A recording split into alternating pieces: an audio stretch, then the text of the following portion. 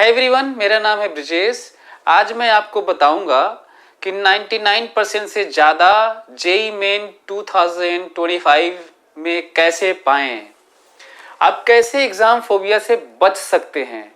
हमें मालूम है कि आप प्रिपरेशन आपकी पूरी जम के है, आप रिवीजन कर रहे होंगे, कुछ थोड़ा बहुत कोर कसर रह गया होगा, जो बचा होगा उस पर भी आप काम कर रहे होंगे। अब बहुत कम टाइम बचा है तो ज़्यादा अच्छा होगा कि आप छूटे हुई चीज़ों का थोड़ा बहुत फार्मूला जान लें। बहुत ज़्यादा डेप्थ में जाने की ज़रूरत नहीं है, खासकर जेई मेन के लिए। तो वो कौन से फैक्टर्स हैं जो कोर्स के अलावा आपको उन चीज़ों से बचा लेते हैं जो आप मिस्टेक कर सकते हैं, जिससे आपका मार्क्स कम हो सकता है, जिसे जनरली हम लोग सिली मिस्टेक्स भी कहते हैं। लाइफ के वो बहुत सारे डायमेंशंस होते हैं, पहलू होते हैं जिसमें हम कुछ न कुछ मिस्टेक कर जाते हैं। तो आज मैं आपको बताऊंगा 10 टिप्स, 10 टिप्स बताऊंगा। एक एक को ध्यान से सुनना है और उसको अमल करना है। पहला टिप है आपके लिए, एक तो पहले टिप से पहले मैं आपको बता दूं कि एक मेरा एडवाइस है वन डे बिफोर एग्जाम का, कि आप एक दिन पहले बहुत ज़्यादा न सोचे कि एग्ज़ाम कैसा जाएगा, क्वेश्चन कैसा आएगा। बहुत ज़्यादा पढ़ने की ज़रूरत नहीं है। हालांकि मैं रिलेट करूं कि मेरे साथ ऐसा था, तो मैं जानता था, मैं सुना था, मेरे टीचर्स ने बताया था कि एग्ज़ाम के दिन एक दिन पहले पढ़ना नहीं चाहिए। लेकिन बीच बीच में वो डर इतना ज़्यादा होता है, एक बड़ा दिन होने वाला होता है एग्ज़ाम का, वो उसको लेकर हम बीच बीच में कुछ ना पन्ना पलट लेते थे। फिर उसके बाद लगता था कि अरे पढ़ना नहीं है, लेकिन मन में आता था कि अरे वो वाला केमिस्ट्री में वो एलिमेंट के बारे में, वो रिएक्शन के बारे में, ये इन चीज़ों के बारे में कुछ ना कुछ याद आने लगता था। मॉडर्न फिजिक्स के बारे में वो वाला पॉइंट छूट गया तो वो वाला देख लेते हैं एक बार। तो मतलब कुछ ना कुछ आपके दिमाग में चलता रहता है। ब्रेन ना जो है ना, शांत नहीं होता। फिर भी ट्राई कर सकते हैं। तो एक मैं आपके पूरे लाइफ के लिए मैं अक्सर सिखाते हुए लोगों को डिबेट डिस्कशन करते हुए जो गौतम बुद्धा का मार्ग है, मध्यम मार्ग टाइप की बात मैं करता हूं, ऐसे करके सिखाता हूं मैं। This is extreme, this is extreme, both, मतलब दोनों एक्सट्रीम है। इसको 0 से लेकर यहां तक 100%, इस स्केल में समझाता हूं मैं किसी को भी। ये जो मेरी बात है ना, इसको आप याद रखिएगा। दुनिया के किसी भी फिनोमेना के लिए, अचीवमेंट के लिए, प्रिपरेशन के लिए, हार्डवर्क के लिए, पूरे लाइफ के लिए इस चीज को याद रखिएगा। इसे मान लीजिए कहते हैं कि आप 100% लिबरेट हो गए। दिस लिबरेशन ऑफ लाइफ ना, आप लिबरेट हैं। और ये है पूरा सबसे खराब लाइफ है। आप नशे के शिकार हैं, आप केओटिक पूरा माइंड है, आपका लाइफ पूरा खराब है, कोई करियर नहीं है, आपके साथ में लोग आपको धोखा दे रहे हैं, आपका कोई नॉलेज नहीं है, कोई विजडम नहीं है, कोई जर्नी नहीं है, मतलब सबसे खराब है। आप मर्डरर हैं, रेपिस्ट हैं, आप मतलब इतना खराब दिमाग है कि मतलब दुनिया के सबसे खराब लोग हैं आप ये, और दुनिया के सबसे अच्छे लोग दिस गौतम बुद्धा लाइक कबीर। ठीक है, हम लोग कहाँ पे है पता है? आप सभी लोग, हम लोग ना ही ये हैं ना ही ये हैं। हम लोग कहीं, कोई यहाँ पर है, कोई यहाँ पर है, कोई यहाँ पर है। कुछ लोग यहाँ भी होते हैं, कुछ लोग यहाँ भी होते हैं, वो गिने चुने होते हैं। हालांकि यहाँ पे तो बहुत लिमिटेड काउंटिंग कर सकते हैं कि कौन यहाँ पर है, और यहाँ पे भी तो काफ़ी ज़्यादा संख्या होती है, 100,000 की संख्या में हर देश में होते हैं। लेकिन ज़्यादातर मेजॉरिटी 99% लोग यहाँ पे कहीं पे होते हैं। हम लोग का काम क्या है पता है? हम लोग का काम है यहाँ से इधर की तरफ धीरे धीरे शिफ्ट होना, इधर की तरफ। बस हम लोग यही कर सकते हैं। ये चीज याद रखिएगा किसी चीज के लिए भी। मैं ये बात क्यों समझा रहा हूं पता है? वो जो बात कर रहा था ना कि लोग हमको गाइड किए थे कि एग्जाम के एक दिन पहले पढ़ना नहीं है, तो लेकिन फिर भी मैं बीच में पन्ना पलट ले रहा था। वो डर था, वो मॉडर्न फिजिक्स वाला एक पार्टनर था कि वो वाला छूट गया, इस तरह का। हालांकि मतलब एग्जाम में ये डर नहीं था कि मतलब सफल नहीं होगी, ये बड़ा कॉन्फिडेंस में, मतलब कॉन्फिडेंस था हमें, कॉन्फिडेंट था मैं कि मैं सफल होऊंगा। बात रैंक की है तो वो डर, कुछ ना कुछ डर रहता है। तो अब कितना भी गाइडेंस सुन लीजिए, इनपुट सुन लीजिए, एडवाइजेज आप सोचिए कि इम्प्लीमेंट करें, लेकिन जो चाह के भी नहीं होता, तो मेरे साथ भी नहीं होता, आपके साथ भी नहीं होगा, लेकिन ट्राई करिएगा। सो ये बिल्कुल मतलब ऐसा पीसफुल माइंड की आप पूरा फॉलो कर रहे हैं, और ये है कि उस दिन भी चाह कर भी आप रोक नहीं पा रहे, पन्ना पलट रहे हैं, अरे क्या देखना है, तो सबसे ज्यादा आप वो हैं, इन्वॉल्व हैं कि देख लेते हैं, देख लेते हैं, देख लेते हैं। और ये है कि बिल्कुल नहीं, पीसफुल माइंड है। हम लोग कहाँ रहते हैं, ना ही यहाँ पे कोई पहुंच पाता है और ना ही यहाँ पे कोई शायद रहता होगा, देख लेते हैं, जानने के बावजूद भी कि नहीं पढ़ना है। तो हम लोग कहीं यहाँ होंगे, ट्राई करेंगे कि इधर शिफ्ट हो, ट्राई करेंगे कि इधर शिफ्ट हो। ये आपके किसी भी चीज के लिए है, डिजिटली डिटॉक्स होना है उसके लिए है, आपको गौतम बुद्धा का 4 नोबल ट्रूथ है कि यदि आपको दुख है, पहले तो ये एक्सेप्ट करना पहला नोबल ट्रूथ में से है कि दुख है दुनिया में। दूसरा है कि दुख के रूट्स, दुख के कारण हैं, ये समझना होगा। दुख है ये एक्सेप्ट करना है। दूसरा है दुख के कारण है। तीसरा है उसका निवारण है, दुख से दूर हुआ जा सकता है। और कैसे दूर हो जा सकता है, वो जो दुख का कारण है उससे डिटैच होकर, उसे सेपरेट होकर, उसे बहिष्कार करके, उसे छुटकारा पाकर। चौथा है कि छुटकारा पाए कैसे रहें, लिबरेशन की तरफ कैसे जाएं, लिबरेटेड लाइफ हमारी कैसे हो। ये है 4th नोबल ट्रूथ है, उसे कहते हैं 8 फोल्ड पाथ। मैंने पढ़ा है इसलिए मैं आपको बता पा रहा हूं। तो मैं देखो वो 8 फोल्ड पाथ नहीं बताने जा रहा हूं, वो रूट्स नहीं बताने जा रहा हूं। मैं बताने की कोशिश ये कर रहा हूं कि ये जो 4 नोबल ट्रूथ है और लास्ट वाला जो 4th नोबल ट्रूथ है 8 फोल्ड पाथ, उसमें रियली में चीजें हैं क्या, उसको मैं इस अपने प्रिपरेशन वाले टाइम और ये आपका जेई मेन जो है उसको मैं ऐड करके, कनेक्ट करके बताना चाहता हूं, है ना। उसमें यही सब है कि हमें प्रैक्टिस करना है, हमें उसकी तरफ जाना है जिसमें हमें दुख ना हो, उसके रूट्स पता चल जाएं, उससे छुटकारा मिल जाए और 8 फोल्ड पाथ की प्रैक्टिस की जाए, राइट। तो वहां से सब चीजें पढ़ के मैं आपको बताने की कोशिश कर रहा हूं। और जो लोग, वो कौन लोग होते हैं जो आईटी में चले जाते हैं, नीट क्वालिफाई कर जाते हैं, आईपीएस बन जाते हैं, आईएएस बन जाते हैं, बड़ा कोई काम करते हैं, कोई बड़ा ऑथर बन जाता है, और रियली में कुछ और नहीं करता, वो अपने मंजिल की तरफ वो सारी चीजों को लेकर इधर की तरफ अग्रसर रहता है, ट्राई करता है। वो हम ही लोगों का, आप लोगों के बीच में से होते हैं, उस इधर की तरफ जा रहे होते हैं, ना ही यहाँ पहुंच पाते हैं और ना ही यहाँ रहते हैं। इसी में लोग महान थोड़ा सा पहले रहते हैं, और ये लिबरेटेड लाइफ है। ये हमें लग रहा है कि आपको आइडिया लग रहा होगा कि मैं कहना क्या चाह रहा हूं। अब लौट के आते हैं, तो एक दिन वाला एडवाइस दे दिया, अब हमारे पास है 10 टिप्स। एक दिन पहले वाला तो आपको मैं बता दिया कि ट्राई करना है कि नहीं पढ़ना है, जितना हो सके आपको ट्राई करना है। हालांकि रोकना मुश्किल होता है, लेकिन फिर भी हम ट्राई ही कर सकते हैं। पहला पॉइंट 10 टिप्स में से, रीच बिफोर टाइम। एग्जाम जहां पे आपका सेंटर है, हो सके तो एक दिन पहले जाके देख लीजिएगा, उससे कनेक्ट हो जाइएगा, यही सेंटर है, ये जगह है, ये सेंटर है। ये ब्रेन के लेवल पे वो अडॉप्ट करे एक दिन तक।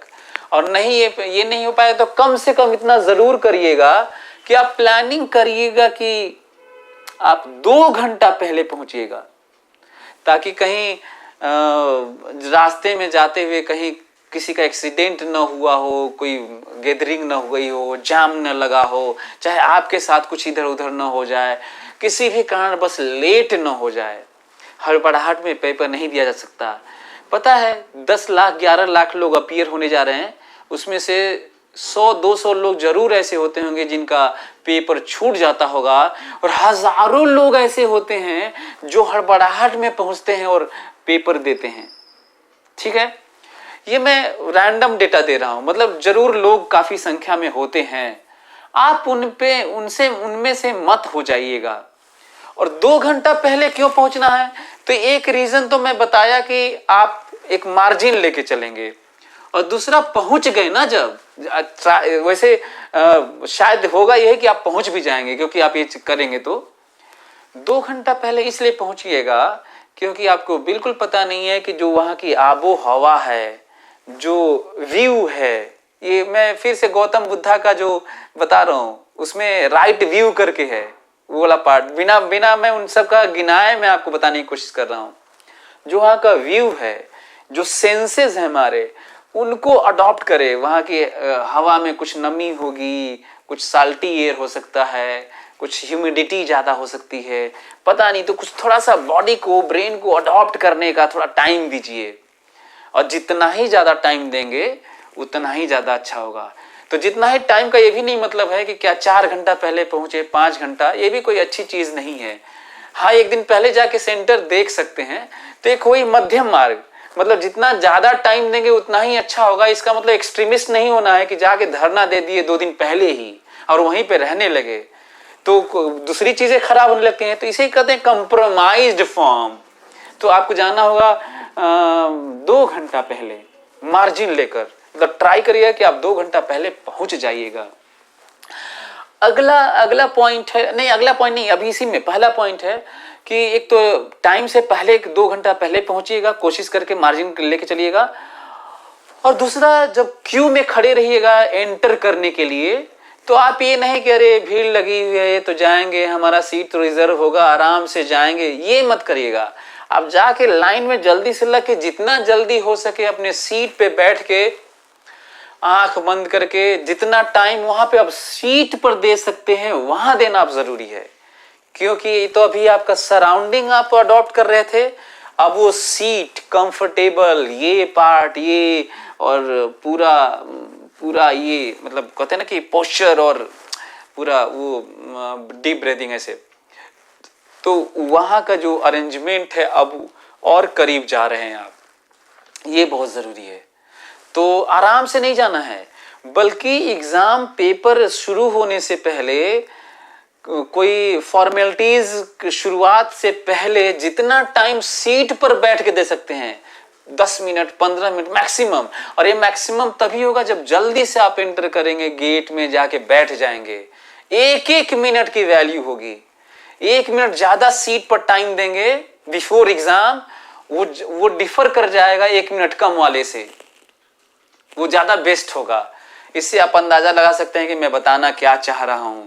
और ये प्रभाव अननोइंगली होता है, कोई पैरामीटर कोई क्वांटिफाइड नहीं है कि मैं बता पाऊं कि इस पैरामीटर में ऐसा देखा गया है, बस ये हो जाता है। तो एक ये पॉइंट है। दूसरा पॉइंट है जो बहुत बड़ा है, वो है इंटेंशन ऑफ सेलिब्रेशन। बहुत जरूरी है।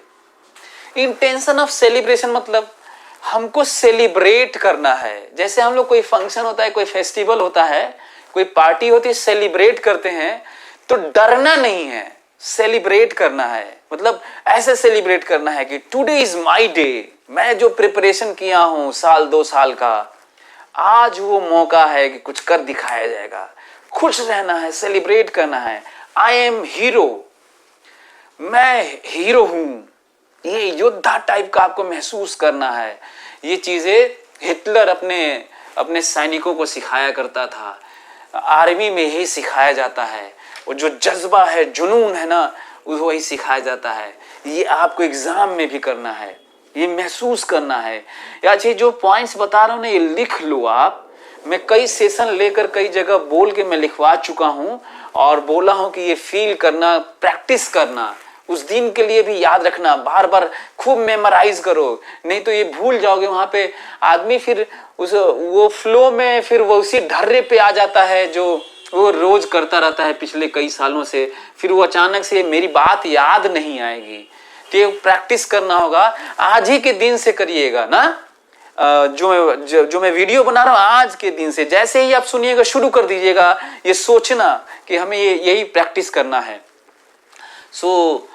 दूसरा पॉइंट क्या है? Intention of celebration. हमारा इंटेंशन होना चाहिए सेलिब्रेट करने वाला। टुडे इज माय डे, ये आज ये दिन, आज का दिन मेरा दिन है और मैं पेपर फाड़ दूंगा, मैं पूरा करूंगा, ऐसे कोई रोक नहीं सकता, मेरे से बेहतर कोई नहीं है, जितना मैंने पढ़ा है वो इतना बढ़िया है कि बिल्कुल नहीं सोचना है कि कोई पार्ट कमजोर है, कुछ चीज छूटा हुआ है, कोई फार्मूला भूल रहा है, सोचना ही नहीं है, सीधा फिर एग्जाम देना है। अब बहुत ज्यादा निगेटिव थॉट ही नहीं होने चाहिए। तीसरा पॉइंट, तीसरा है attempting order of subject. Attempting order of subject क्या है? जेईई मेन के लिए खासकर आप पहले केमिस्ट्री ही देंगे, irrespective of your easier one और टफर वन। मतलब आपको ध्यान रखना है कि आपका केमिस्ट्री आपको आसान लगती है कि कठिन लगती है, फर्क नहीं पड़ता, आपको केमिस्ट्री ही पहले अटेम्प्ट करना है। बल्कि एक दो पेपर जो अटेम्प्ट करना है, अभी कर रहे होगे, उसमें अभी से शुरू कर दो, उस दिन नया नहीं करना है, बल्कि एक दो पेपर दो, आज और कल और परसों, ऐसे जो भी है, जितने भी, किसी का 22 को होगा, किसी का 23 को होगा, 24, 25 ऐसे होगा, तो उनके पास 3-4 दिन टाइम होगा, जिनके पास 2 दिन टाइम है एक पेपर दे, और इसी ऑर्डर में जो मैं बता रहा हूं उसके पीछे रीजन है। रीजन क्या है पता है? केमिस्ट्री में 67% मतलब इनऑर्गेनिक और ऑर्गेनिक, ये ऐसे हैं जो काफी कुछ मेमोरी बेस्ड हैं, कॉन्सेप्ट तो है ही यार, इसमें कोई दो राय नहीं है, लेकिन इनऑर्गेनिक ऑर्गेनिक में कुछ ऑर्डर्स होते हैं, कुछ उनमें ग्रेटनेस और लेसर होता है, स्ट्रॉन्गर होता है, एसिड है, बेसिसिटी है, उसमें कुछ कॉन्सेप्ट है, कुछ मेमोराइज करना है कि F minus Cl minus Br minus, ऐसे ना आप I माइनस, ये सब आप याद करते रहते हैं, आपको याद रखना पड़ता है हर जगह पीछे से बैकग्राउंड से थोड़ी चलेंगे कि उसके पीछे रीजन क्या है, अच्छा ये ऑर्डर है, ऐसा है, ये साइज है तो ये ऑर्डर है, आपको याद रखना होता है। इनऑर्गेनिक में तो और भी ज्यादा चीजें याद रखनी होती हैं, पता नहीं कई रिएक्शन के बाद क्या प्रोडक्ट बनता है, कोई मीडियम बदल देते हैं तो कुछ और बन जाता है, जो सॉल्वेंट है सॉल्यूट बदल देते हैं, उनका डेंसिटी बदल देते हैं, स्ट्रॉन्ग और वीकर कर देते हैं तो कुछ और प्रोडक्ट बनता है। आपको याद रखना होगा, और आपको याद रखना होगा तो जब आप केमिस्ट्री करेंगे ना, तो या तो वो टाइम किल नहीं करेगा, या तो आपको आ जाएगा या तो नहीं आएगा, क्योंकि 67% में, केमिस्ट्री के 67% में कैलकुलेशन नहीं करना है आपको, वो केवल फिजिकल केमिस्ट्री में करना है, तो उसमें कैलकुलेशन करिएगा वो तो मैथ्स और फिजिक्स की तरह ही है, लेकिन 67% हिस्सा आपका कैलकुलेशन नहीं है, तो इसका तो टाइम नहीं लेगा, तो फटाक से आप उसको जल्दी उसको अटेम्प्ट खोज के इनऑर्गेनिक और ऑर्गेनिक करना पड़ता है। तो इसलिए फर्क नहीं पड़ता कि आपका स्ट्रॉन्ग सब्जेक्ट है केमिस्ट्री की वीक है, बल्कि वो लोग थोड़े ब्लेस्ड होंगे जिनका केमिस्ट्री अच्छा होगा, राइट। तो ये अटेम्प्ट करना है, तो पहले आपको केमिस्ट्री करना है, देन नेक्स्ट इजियर वन, जो आपको इजी लग रहा हो, किसी का स्ट्रॉन्ग फिजिक्स होता है, इजी लगता है तो फिजिक्स करे अगला सेकंड पे, और थर्ड पे मैथ करे, चाहे किसी का मैथ्स अच्छा होता है तो सेकंड पे मैथ्स करे और थर्ड पे फिजिक्स करे, पर पहला केमिस्ट्री ही करना है, फर्क नहीं पड़ता कि आपका स्ट्रॉन्ग है कि वीक है, रीजन मैं बता चुका हूं। और ये मतलब करना ही है, ये समझना है, क्योंकि बहुत सारे बच्चों का 98, 99 परसेंटाइल, 99 पॉइंट समथिंग परसेंटाइल इस कारण से भी आता है जो मैं आपको बता रहा हूं। भले ही आप करें या ना करें, 10 लाख में से हजारों लोग ऐसे होंगे जो बड़ा स्कोर करते हैं, जबकि नॉलेज में और बाकी सब में आपसे कमजोर होते हैं। चौथा पॉइंट है timing, time interval, devotion for subject. आप प्लान करिएगा और अभी से ही करिए, एक दो पेपर दे लीजिए और टाइम देख के करिए। एक ऑर्डर बनाइए, आप 45 मिनट केमिस्ट्री करना है, 45 मिनट्स केमिस्ट्री ही करना है, पूरा अटेम्प्ट जितना आ सकता है करिए, लेकिन 45 मिनट से ज्यादा नहीं बनाए रखिए कि 45 मिनट में गो थ्रू हो जाना है पूरे केमिस्ट्री से। एंड देन अगला है 45 मिनट्स इजियर वन, या तो फिजिक्स या तो मैथ्स, और लास्ट वाला जो आपको टफ लगता है उसके लिए 55 मिनट्स। ये तरीका बनाए रखिए और यही करिए, अभी से करिए। जिनका 3-4 दिन बाकी है अभी से शुरू कर दीजिए।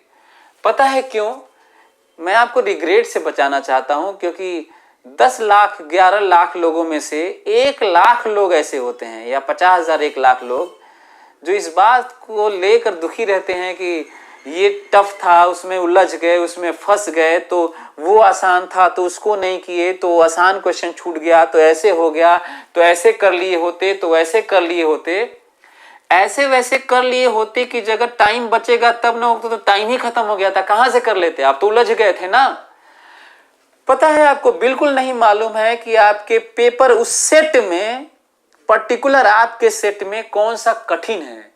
वो तो एग्जाम से निकलने के बाद पता चलता है, जब टाइम आउट हो जाता है, एग्जाम दे लेते हैं, तब पता चलता है अरे मैथ्स बड़ा कठिन था, फिजिक्स बड़ा कठिन था, उलझा दिया, केमिस्ट्री इस बार का टफ आया था। तो था ना, अब नहीं, अब आप हो गया था, उसे बचाना चाहता हूं। और यही सबसे अच्छी स्ट्रेटजी भी है। पता है जब 45 मिनट केमिस्ट्री देंगे, 45 मिनट इजियर वन फिजिक्स या मैथ्स, और फिर लास्ट वन 55 मिनट, तो आपके पास बचेगा 35 मिनट्स बच गया। अगर आपको स्पीड में करेंगे तो सही में ऐसा 45, 45, 55 हो जाएगा। 35 मिनट्स जो बच गया ना, पूरा पेपर हो चुका है, अटेम्प्ट कर चुके हैं, ये 35 मिनट्स बचा हुआ है। अब आपको पता चल चुका होता है कि पेपर कौन सा टफ आया है, आइडिया लग चुका होता है, उस पे टाइम मत दीजिए। बाकी दोनों पे टाइम लगाए 35 मिनट, 35 मिनट्स, और देखिए फिर 99 परसेंटाइल कैसे आता है आपका। खिसकेंगे नीचे जाएंगे तो भी 98 आ जाएगा आपका। यही होता है, होता रहेगा। 5वां टिप है आपके लिए, 5th one, deep breathing intermittently. जैसे ही आपको लगे ना ये कोई क्वेश्चन नहीं आ रहा है, कहीं फंस गए हैं, पसीने छूटने लगे, बहुत ज्यादा टाइम किसी में लग चुका है, तो वो जो केओटिक माइंड है, जो कंफ्यूज है, जो आपको पेपर छूटता नजर आ रहा है, लाइफ बर्बाद नजर आ रही है, बहुत सारे थॉट आने लगते हैं, थॉट बम्बार्ड करने लगते हैं उस समय कि क्या हो रहा है मेरे साथ, what is happening with me, इस टाइप के बहुत सारे सोच विचार आने लगते हैं। बीच बीच में कभी ऐसा लगता है कि पापा ने हमारे लिए ये किया, इतना मैं क्या एग्जाम में कुछ नहीं कर पा रही हूँ, ये क्या, मेरा पूरा 1 साल बर्बाद होने जा रहा है, मेरा जेईई मेन में तो अब नहीं होने जा रहा है, मेरा तो अब हमको एनआईटी भी नहीं मिलेगा, आईटी तो छोड़िए। इस टाइप के थॉट बीच में आ सकते हैं। मैं बता रहा हूँ, इसको प्रैक्टिस करो अभी से ही। और ये मैं तो कहता हूँ कि जो मैं आपको टिप्स बता रहा हूँ ना, 10 टिप्स, ये अपने पूरे लाइफ में करना, क्योंकि लाइफ में हमेशा चैलेंजेस मिलते रहेंगे और आपको हर मुकाम पे यही सब फॉलो करना होगा जो मैं आपको बता रहा हूं। आप पढ़ रहे होंगे कॉलेज में तो भी, जॉब कर रहे होंगे तो भी, और अपनी लाइफ जी रहे होंगे किसी भी फेज में, किसी भी उम्र में, किसी भी एज में, तो भी डीप ब्रीदिंग करना, ऐसे करना है, आंख बंद कर लेना है,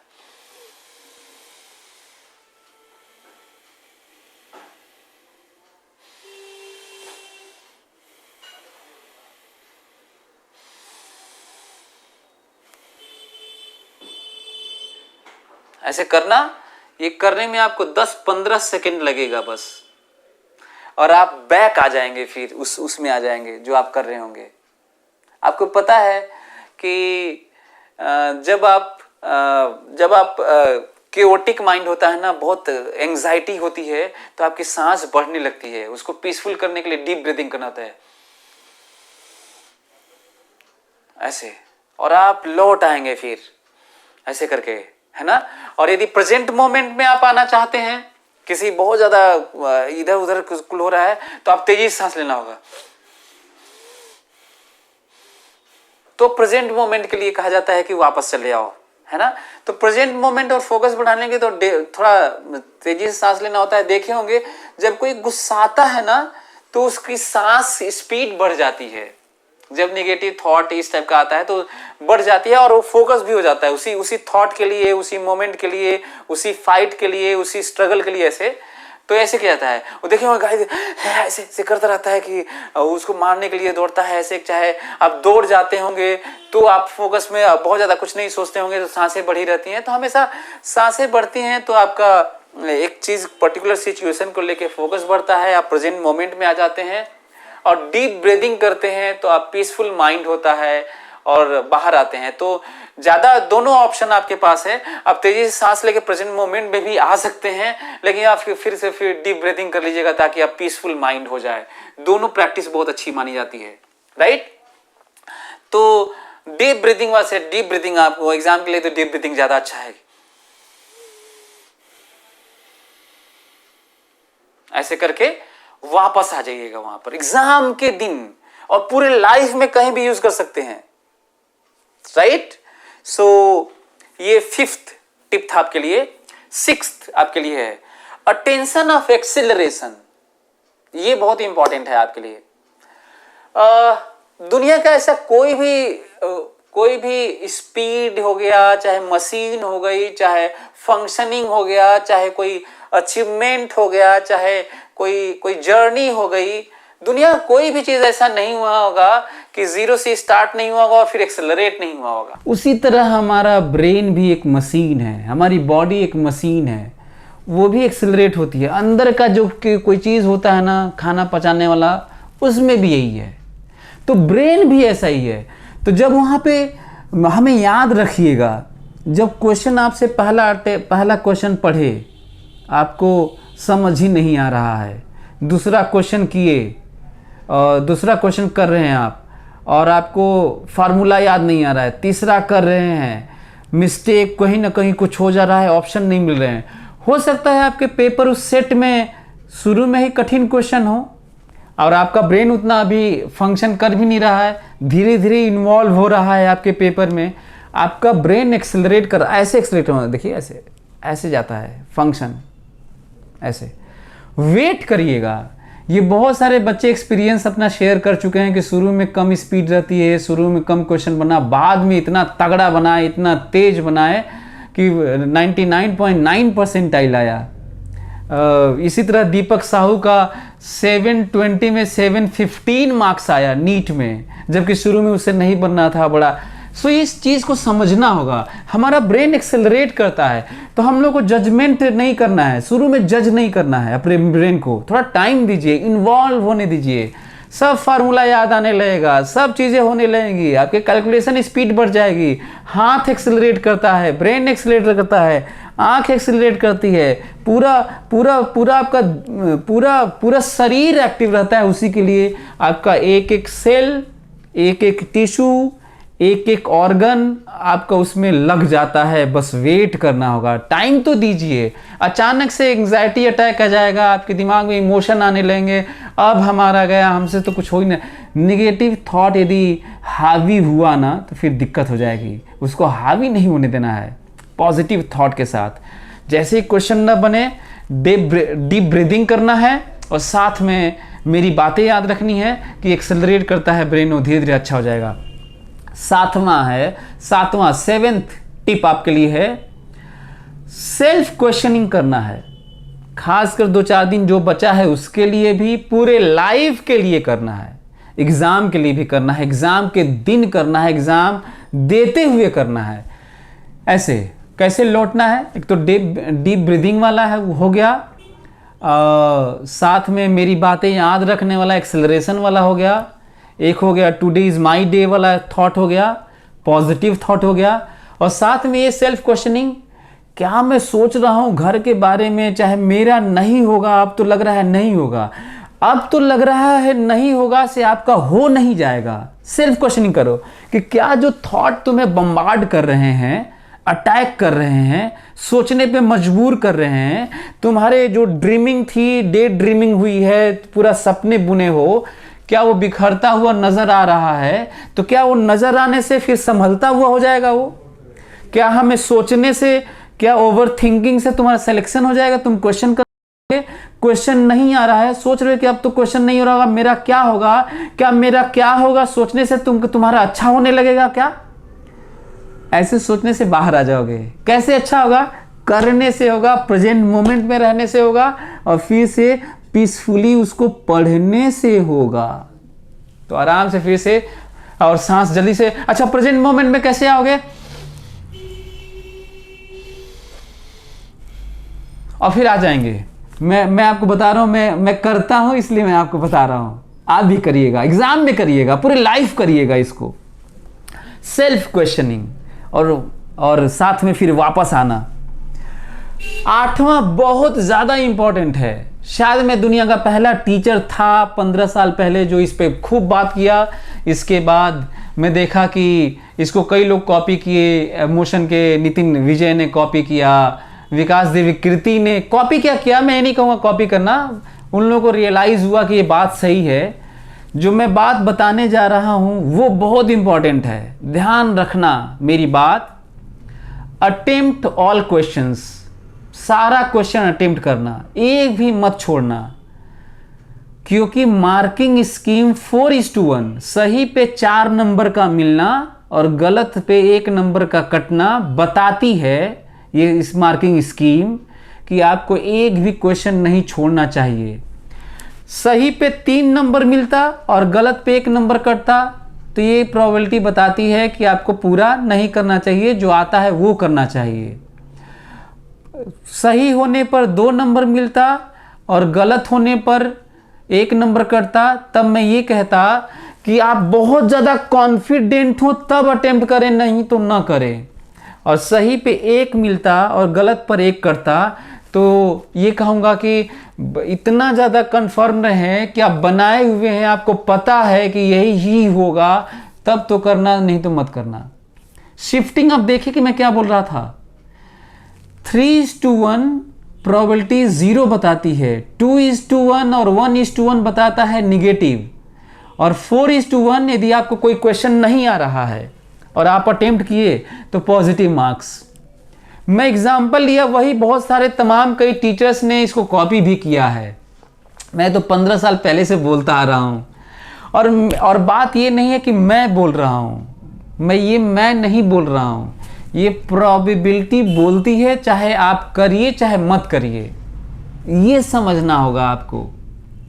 तो 4:1 मार्किंग स्कीम कहती है कि आपको सारे क्वेश्चन करना चाहिए, वो भी करना चाहिए जो आपको नहीं आता है, कुछ भी नहीं आता है तो भी। एग्जाम्पल लेता हूं, प्रोबेबिलिटी कहती है कि 20 क्वेश्चन मान लीजिए आपके छूट रहे हैं, 30-40 जो भी छूट रहे हो, 20 एग्जाम्पल लेते हैं, 20 अटेम्प्ट करोगे तो प्रोबेबिलिटी कहती है 5 सही होगा।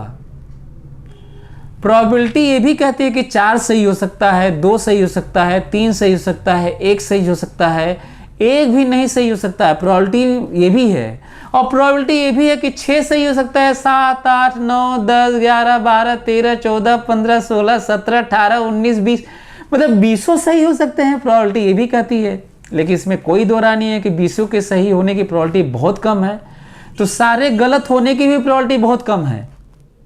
सबसे ज़्यादा प्रोबेबिलिटी है 5 सही होने की, जो रियली में हम लोग सोचते हैं। अब बताओ 20 में 5 सही होगा, 1/4 यार, 5 सही होगा तो आपको नंबर मिलेंगे 20, और 15 आपके गलत हैं, -15, +5 मिला। और दूसरा एक पॉइंट ध्यान से सुनना, बहुत इंपॉर्टेंट पॉइंट है, बहुत ज़्यादा इंपॉर्टेंट। बात ये नहीं है कि आप उसको केवल तुक्का मार रहे हैं, बात इसकी है कि आप पढ़ रहे हैं, बात इसकी है कि आप फेमिलियर हैं, पहले से 1 साल प्रिपरेशन किए हैं, बात इसकी है कि ऑप्शंस आपके फेमिलियर हैं, बात इसकी है कि आपको कोई सी सोच कर मार रहे हैं कि सी होना चाहिए। ये जो थॉट प्रोसेस है ना, सी होने का चाहे बी होने का, ये आपको और ज़्यादा पॉजिटिव की तरफ लेके जाता है। ये विकास देवी कीर्ति ने कहा था, और ये मैं 15 साल से बोलता रहा हूँ, तो हाल में कहा था उन्होंने। बात इसकी है कि हम जब किसी भी चीज़ में इन्वॉल्व होते हैं तो उसके सही होने के चांस तभी ही बढ़ने लगते हैं, बिना क्वेश्चन आए कि हम उसी पे काम कर रहे थे। जो उसी पे काम किया हुआ है वो अटेम्प्ट करेगा, और जो वो सब्जेक्ट पढ़ा नहीं है वो अटेम्प्ट करेगा, तुक्का मारेगा, दोनों में अंतर आ जाएगा। क्योंकि ये क्यों, कोई क्वेश्चन पढ़ के बी क्यों किया था, ए क्यों किया था, बड़ा लॉजिकल है ये। बावजूद इसके मैं बता रहा हूँ कि मान लीजिए आप क्वेश्चन ना भी देखें तो भी सारा अटेम्प्ट करना है, और फिर मैं बता दूं, ये मैं नहीं कह रहा हूं, ये प्रोबेबिलिटी कहती है। तुम करो या न करो, 10-11 लाख लोगों में से 50,000 बच्चे काफ़ी ज़्यादा संख्या में कर लेते हैं और वो काफ़ी आगे निकल जाते होंगे, जिसके कारण से मेरिट ऊपर चली जाती है, लोगों के अच्छे रैंक नहीं आते, अच्छे मार्क्स, अच्छे परसेंटाइल नहीं आते। 10-11 लाख लोगों में से 20-25-50,000 लोग ऐसे करते होंगे, तुम करो या ना करो। ये एक इम्पॉर्टेंट पॉइंट है। आप ऐसे भी कह सकते हैं कि आप इतने अच्छे हैं, आपका बोर्ड में 90% से ज़्यादा है, आप इतना मेहनत किए तो भी आपका इतना ख़राब क्यों हुआ?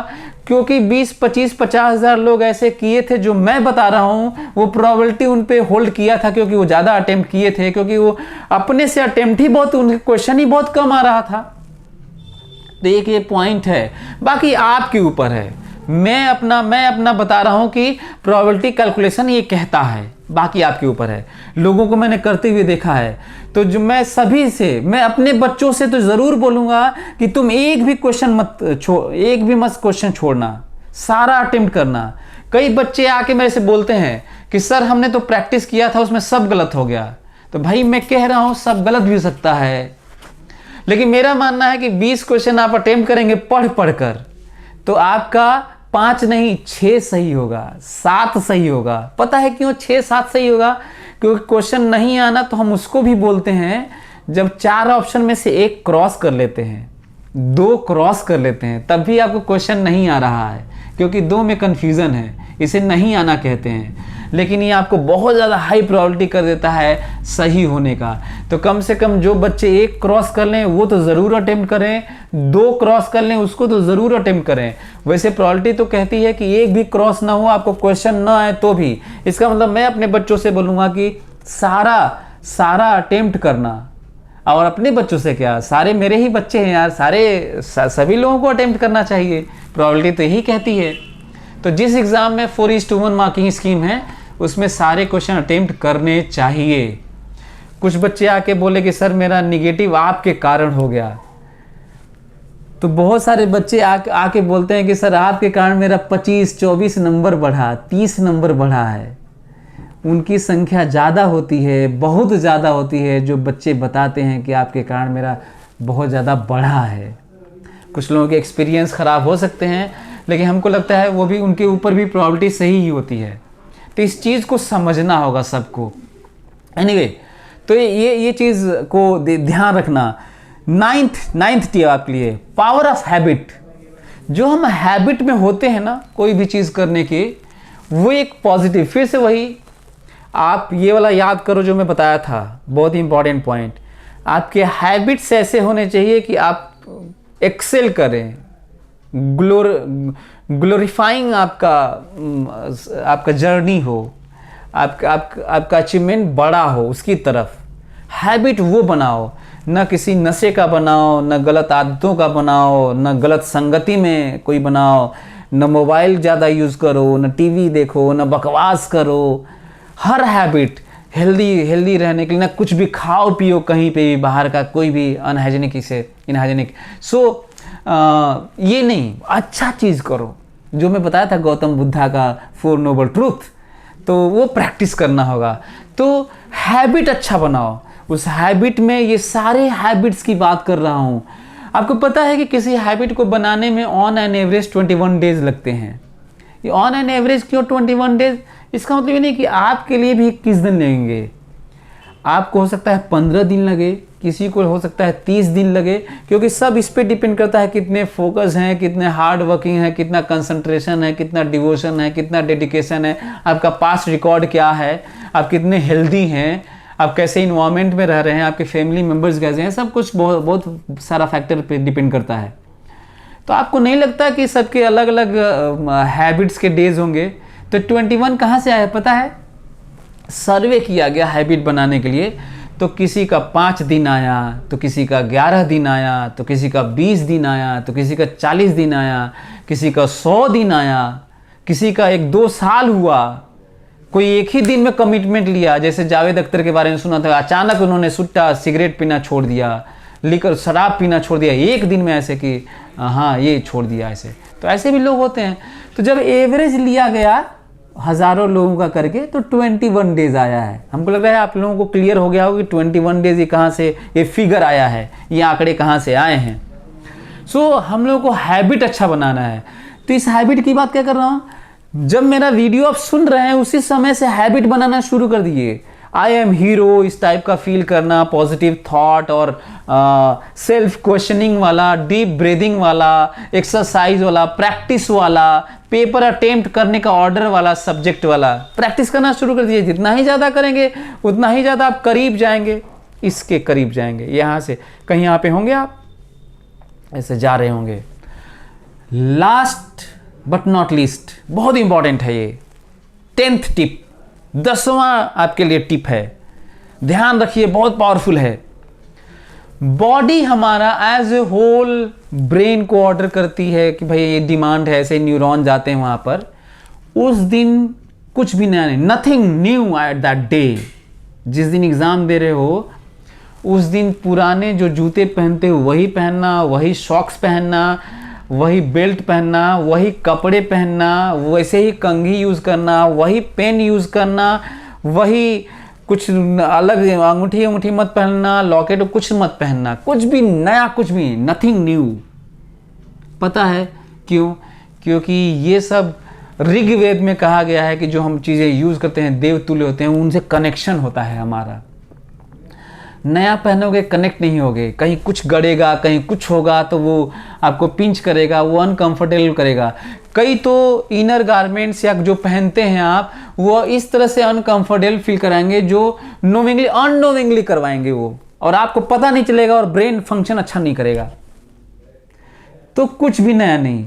ये जैसे मान लीजिए कि आप तेल ना रखते हो आपके कोचिंग में टेस्ट देने में या कहीं कभी भी टेस्ट देने में, तो उस दिन तेल उल मत रख लेना, अनकंफर्टेबल हो जाएंगे आप। लॉकेट, घड़ी, कुछ भी नया नहीं। तो ये बहुत ज़रूरी है, नथिंग न्यू, सारा कुछ वैसे ही। अलग तरह से बैठ मत जाना, जैसे बैठते हो वैसे ही बैठना, जो पेन यूज़ करते हो, जो कपड़े, सब कुछ, एवरीथिंग। अब मेरी बात समझ रहे हैं? नया घड़ी नहीं, नया जूता नहीं, नया बेल्ट नहीं, नया पेन नहीं, कुछ भी नया नहीं करना है, नया नहीं पहनना है। और ट्राई करना है, देखो कैसे हम लोग कूल फील करते हैं और कैसे हम लोग पूरे एग्ज़ाम को अच्छा कर सकते हैं। ट्राई करना है, ब्रेन को ऑर्डर और मन को और दिमाग को ऐसे ऑर्डर करना है कि आज का दिन मेरा दिन तो है, पर ये उसी तरह का हर दिन की तरह, जैसे हर टेस्ट की तरह, जैसे कोचिंग का टेस्ट है हम देते आए हैं, वैसा ही मेरा आज का दिन ऐसा है, वही दिन वैसा ही है। तो और ज़्यादा कूल रहेंगे और एग्ज़ाम फोबिया से, एग्ज़ाम के डर से बच जाएंगे। एग्ज़ाम फोबिया किसे कहते हैं मालूम है? जैसे मान लीजिए इसे एग्ज़ाम फोबिया कहा जाए, इतना ज़्यादा डर कि लोगों का एग्ज़ाम ख़राब हो जाता है और बिल्कुल एग्ज़ाम का कोई डर नहीं है। आपको पता है ना, लोग यहाँ पे होते हैं जनरली और ना ही यहाँ पे होते हैं। यहाँ पे कुछ बच्चे ज़रूर होते होंगे तभी ये बात बनी है, और यहाँ पे भी कुछ होते होंगे जिनको, जो पढ़ाई लिखाई नहीं करते हैं, बिल्कुल डर नहीं होता। हम लोग कहाँ होते पता है? यहाँ पे कहीं पे होते हैं ना, यहाँ पे। तो हम लोगों को कहीं पे इसमें होंगे तो हम लोग को इधर की तरफ जाना है, नो डर, नो फियर की तरफ जाना है, डर की तरफ नहीं जाना है ना। ये चाहे उल्टा कर सकते हैं आप। सो हम लोग को धीरे जाना है, बस हम लोग कहीं इन बिटवीन ही होते हैं। सो एक्सट्रीमिज्म हमेशा ख़राब होता है। हमेशा ख़राब का ये मतलब नहीं कि गौतम बुद्धा लिबरेट हुए तो ख़राब था, ये नहीं बात है। जनरली चीज़ों का लिबरेशन, अल्टीमेट लिबरेट हो जाना लाइफ, तो कुछ चीज़ों का तो नहीं ही, जो ऑब्वियसली एक्सट्रीम केसेस लिबरेशन, समाधि, एक तो अल्टीमेट विजडम और उसके अल्टीमेट स्टेट है, तो उसकी बात नहीं कर रहा हूँ। कुछ चीज़ों को छोड़ के हम लोग जनरल बात करते हैं। तो हमें लगता है कि इन 10 पॉइंट को, ये मैं आपके कोर्स कैसे पढ़ना है, कैसे वो सिली मिस्टेक, वो सब के अलावा मैं आपको वो चीज़ें बताया जो आपके लिए बहुत ज़रूरी है उस दिन स्टेट ऑफ माइंड के लिए। आपका स्टेट ऑफ माइंड मैटर करेगा उस समय का कि आपका क्या होगा। तो मैं स्टेट ऑफ माइंड को अच्छा रखने के लिए, हेल्दी रखने के लिए, कंफर्टेबल फील कराने के लिए, कूल रहने के लिए ये सारे पॉइंट्स बताया हूँ। और ये बात केवल एग्ज़ाम के दिन की नहीं है, पूरे लाइफ की है। मैंने किताबें पढ़ रखी हैं बहुत सारे, मैंने एक्सपीरियंस किया है, मैं प्रैक्टिस किया हूँ और इसलिए मैं आपको बता पा रहा हूँ। तो इसलिए आप इसको ज़रूर अप्लाई करें सारे 10 पॉइंट। आप देखिएगा, मैं ये तो नहीं कहूँगा कि 99.9 परसेंटाइल आएगा, कि 90 आएगा, कि 20 आएगा, कि 30 आएगा, पर मैं ये दावे के साथ कह सकता हूँ कि इन पॉइंट के बाद आपका वो बेस्ट आउटकम आएगा जो आप डिज़र्व करते हैं। इसके बाद आप ये कहेंगे कि मैं तो बहुत अच्छा था और कम आ गया। ये नहीं होता है, ये तभी होगा जब आप ये 10 पॉइंट्स फॉलो नहीं करेंगे। तो मैं विश करता हूँ कि आप लोगों का एग्ज़ाम बहुत अच्छा होगा और कूल होकर एग्ज़ाम देंगे और बेस्ट आउटकम आपका आएगा। और होप करता हूँ कि आपका 99 पॉइंट समथिंग परसेंटाइल आएगा। जो अच्छे बच्चे ऐसे जो इसको फॉलो करते हैं, हम लोग से इंटरेक्ट करते हैं, हम लोग को मान के चलते हैं, उनका आता है। वैसे ही आप सभी का एक एक लोगों का आएगा। ये बहुत सारे अपने दोस्तों के साथ शेयर कर दीजिए। सोसाइटी को और ग्रूम करते हैं और आगे बढ़ाते हैं, इसको शेयर कर दीजिए। आप नए हैं तो हमारे चैनल को सब्सक्राइब कर दीजिए ताकि इस तरह के इनपुट्स आपके लाइफ के लिए, एग्ज़ाम के लिए, फियर जोन से आपको बचा सकूं। आपको मैं इस तरह के टिप्स देता रहूं, जो किताबें मैं पढ़ता हूं उसके रिव्यू देता रहूं इनडायरेक्ट तरीके से। तो आप शेयर कर दीजिए अपने दोस्तों को जहाँ जहाँ है, बल्कि अपने माँ बाप को भी दिखा सकते हैं, शेयर कर सकते हैं, उनके भी काम आ जाएगा। और यदि आप नए हैं तो इसको सब्सक्राइब कर दीजिए। I wish you all the best, good luck.